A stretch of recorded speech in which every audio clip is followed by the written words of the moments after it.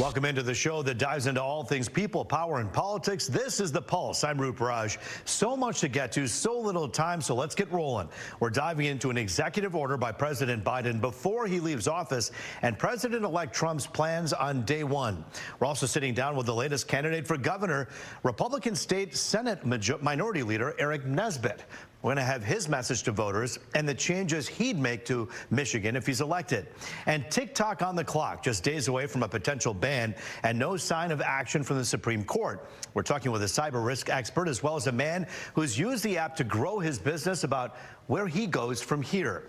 And a lot of you use that app, and the potential ban got us wondering, have you found an alternative to TikTok? Maybe Facebook or Instagram Reels, YouTube Shorts. There's also a Chinese one as well. We hit the streets to get a pulse check. Here's what some of you told us. I use TikTok. How often would you say? Every day. Yeah? Yeah, I spend a lot of time on it. So what's going to happen if they shut it down? Like, what's your alternative? I don't know. I know that a lot of people have been talking about the app Red Note. I don't know a lot about it, but I feel like every app kind of has a TikTok alternative. I don't really use TikTok a lot. I use Facebook. They have like Facebook Reels that are similar to like how TikTok is, so that's my preference. I can see myself kind of pushed back to Instagram Reels for the most part. I haven't really branched out of familiar platforms. I deleted TikTok like a year ago because I was on my phone too much and I needed to get off of it. So then I started using Instagram Reels and I've run into the exact same problem. So there's kind of no alternative that I'm willing to use because I'll just get sucked into the content vortex. The content vortex, it's a thing. We're also asking you the question on fox2detroit.com. If you want to weigh in, you know the drill. Scan the QR code right there on your screen. So far, most of you say, no, you haven't found an alternative. TikTok is facing the ban because of a national security fear. And speaking of cybersecurity, President Biden issued an executive order trying to make it tougher for bad actors to get inside our critical systems. Now, here's what it does. It calls for the development of minimum cybersecurity standards for government contractors and requires them to show proof they're following all of the rules. Now, another goal is to make it easier for the U.S. to sanction foreign governments that target the U.S. and allows for sanctions on foreign hackers who target hospitals or other organizations with ransomware. Now, speaking of President Biden, the nation's commander-in-chief gave his farewell address to the Department of Defense today. He was honored at Fort Base Myer, which is shared by the Army, Navy, and Marines. Biden reviewed the troops and praised them for their work, keeping all of us safe. Showed the world America stands up for freedom, stands with our friends. America stands strong with our allies. We never bend down. We bend down to no one. Biden also told the troops they make him proud to be an American every single day, adding 1% of them defends 99% of all of us. And we owe them big time. Whether you're red or blue, we all can get on board with that. From the outgoing president to the incoming one, we are now just days away from President-elect Trump taking the oath of office. And tonight we're learning another big name won't be attending, former House Speaker Nancy Pelosi. A spokesperson didn't say why she wouldn't be there. She hasn't hid her opposition for the president-elect, but we should point out she did have hip replacement surgery during an overseas trip last month. Pelosi used a walker in the Capitol when the new Congress met earlier this month. But you know who will be at the inauguration? Myself and photojournalist Howard Mitchell. We're taking the pulse on the road, my friends, covering all things people, power, and politics from D.C. We hope you'll join us for the special shows Monday and on Tuesday morning as well. And by the way, Sunday night at 10, we'll have our first live report from Washington. We'll see you in a few days on the ground in D.C. Well, the president-elect has huge plans for his first day in office, promising voters to do several things, adding one of them will make people dizzy. It's doubtful he'll be able to accomplish all of it, and we'll explain that in just a second here. But here's some of the promises he's made. Buckle up. Ending the Russia-Ukraine war even before he gets into office. Ending what he calls the EV mandate, which, as we've said, there's actually no mandate per se, but there are stricter emission rules when it comes to tailpipes. Declaring a national energy emergency to spark approval of more drilling, pipelines, and refineries. Cutting funding for schools pushing critical race theory or ones that have vaccine or mask mandates, and those tariffs on Mexico, Canada, and also China. But wait, there's more. He also wants to start the largest deportation effort in history to remove illegal immigrants, close the border, and end birthright citizenship. And we should point out that constitutional right can't go away with just an executive order. He also wants to assign pardons to at least some of those convicted or charged in the January 6th insurrection. Trump signed a flurry of executive orders in his first term with mixed results. We'll see how it goes this time around. Okay, ready or not, we are looking ahead to 2026 because up next, the newest candidate for governor is in the House. State Senate Minority Leader Aric Nesbitt with his message and goals for everyone in Michigan. You're watching The Pulse here on Fox 2.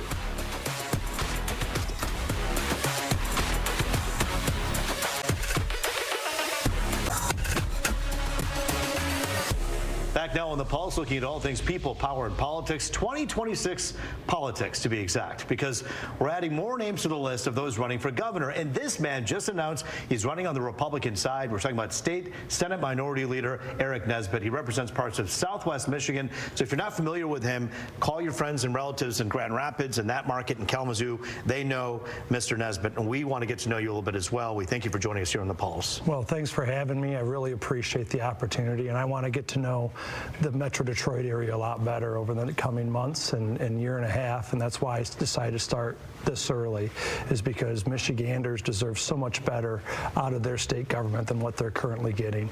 And this is why I've rolled out a Michigan First agenda, something that covers Michigan families first, Michigan workers first, and Michigan students first. Growing up on a 6th-generation dairy and grape farm, I'm invested in this state. My family came here in the 1820s, actually down in Monroe, first way, before coming to Southwest Michigan. I have 2 young kids. I have a 3rd one on the way. God bless my wife. But the last few months we've been talking about it, and we just think Michigan is too important. It's just too important of a state. The future of our state is too important for us just to walk away from it. So we're ready to fight, and they need somebody that I think Michiganders want somebody to work just as hard as they do. And I know you believe in everything you just said, but that was without a teleprompter. So your first speech was done right here on The Pulse. But I do think that you were covering all your points because you have a reason that you're doing this. But I have to ask you, some of the reasons people run for office is because they, as you say, they don't like what they're currently seeing.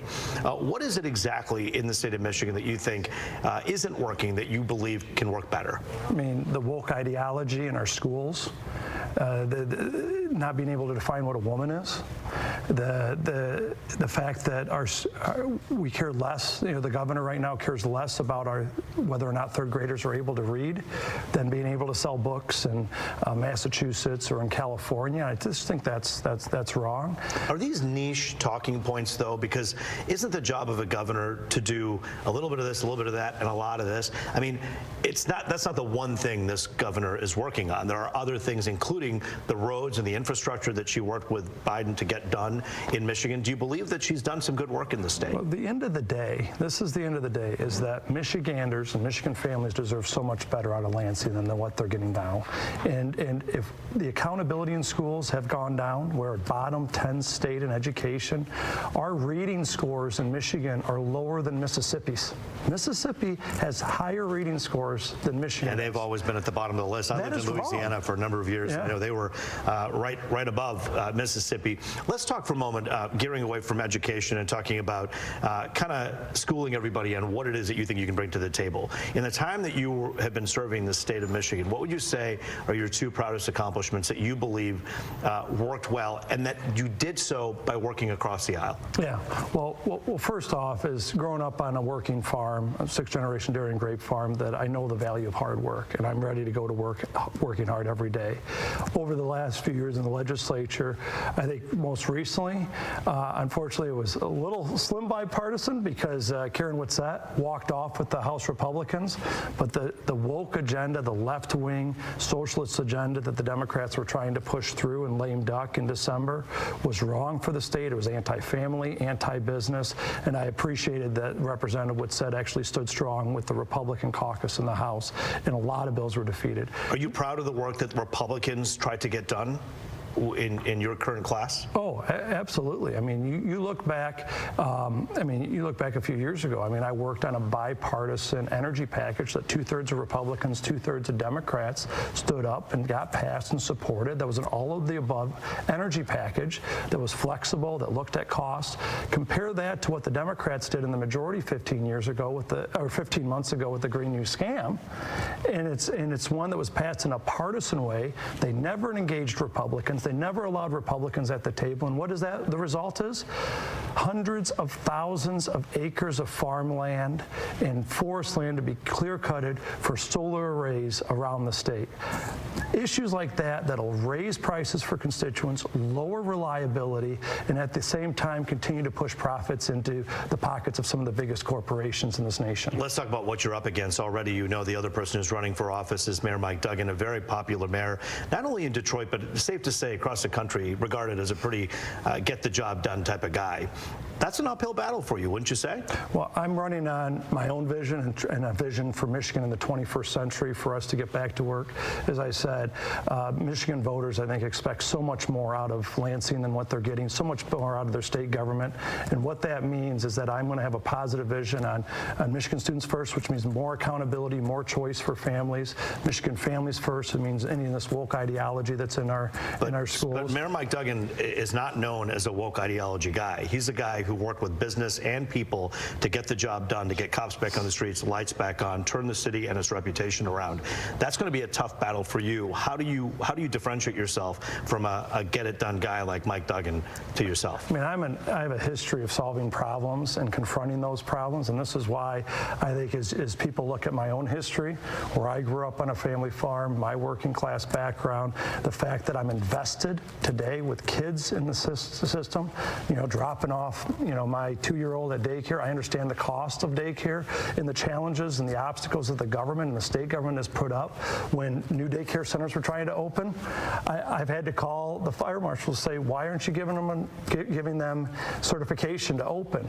And this is the challenge, is that how do you allow entrepreneurs, individuals, and families to succeed here in the state? And that's part of my Michigan First agenda, and I think people will relate to it. I think one person who has a lot to say about this is someone you know well, actually, a former state representative, Leslie Love. She's talking to The Pulse. She had this to say about what the state of Michigan needs moving forward. Take a listen. What I expect from our next governor is to continue the prosperity that we've seen over the last going on 6 years in state Democratic state control. So we have great relationships with our federal partners. We have access in our budget. We've improved our roads and infrastructure. We want to continue to do that. We've made headway for the workforce and laborers. We've helped working class folks. And so we want to get in all those kitchen table issues, and really out the gate, when we took majority of the House and the Senate, we were able to move some of those very important progressive ideas forward. And we want to make sure that we keep Michigan prosperous and keep the middle class strong and working. It's so important to consider, as you know, everyone's viewpoints. When you think about some of those important things that Love just talked about, how do you as a Republican plan to work with Democrats who see the world differently than you to get work done? I think President Trump last year showed the path for victory here in Michigan, the way he engaged communities across the state, some of these forgotten communities, whether they're urban areas in Detroit or some of the Arab communities in Hamtramck and Dearborn, that it's all about getting everybody at the table and saying, I want to listen to those voices. But even when you don't agree? Well, you're willing to work with them? I'm willing to listen. I'm always willing to listen. I've always had a proven track record of being able to engage folks on the other side of the aisle and engage folks within the party. But at the end of the day, I think last year voters spoke and they rejected the Democratic Party and a lot of their woke philosophy that we've seen. And I think President Trump showed a way of how to engage a lot of different communities. We're the working class party now as Republicans. We're the ones standing up for workers. If Trump didn't have such an overwhelming win, would you be considering running as a Republican right now for governor? I think his win shows a pathway of being able to thread the needle to win the governorship in a year and a half, and that's why I'm starting when I'm starting, is because Michigan's a big state, from Ironwood to Monroe, from Port Huron to Muskegon, and everywhere in between. I'm going to continue to work hard to get known. I'm the middle of 5 kids. That's where Aric with an A. They all started with A. My younger sister lives in the city of Detroit. Visited her 2 Saturdays ago. Beautiful little niche part of Detroit, with a lot of abandoned buildings around it that still has a lot of challenges that are there. Well, I got to tell you, we appreciate you coming on the show here today as you threw your hat into the ring. We should mention to our audience, anybody who throws their hat in the wrong ring, we had Mayor Mike Duggan sitting in this seat. Whoever does it next, they'll be sitting in this seat. And we ask you to give us your questions, your thoughts. What do you want to know from the next generation of candidates?